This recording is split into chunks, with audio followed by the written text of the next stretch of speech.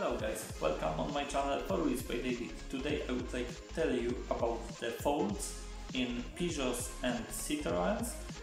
If you have faults for turbo, like this,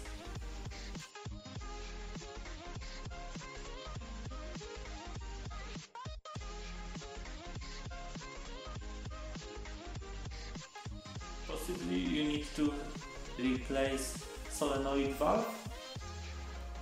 This is solenoid valve for turbo, and the number of the solenoid valve is this one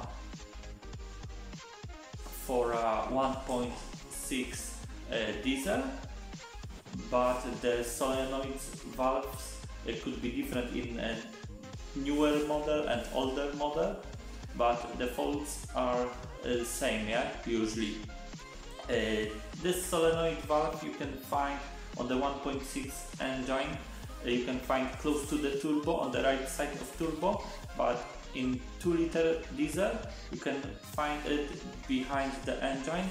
This will be close to the timing belt side. Timing belt side will be in here and the valve will be in here, yeah?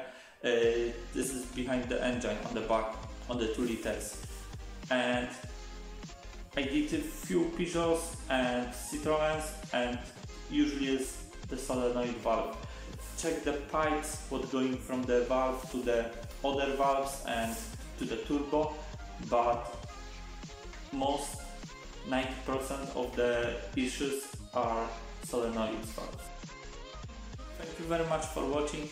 If my video is helpful for you, please leave a like, leave a comment below, subscribe my channel, and thank you very much for watching. See you next time, bye.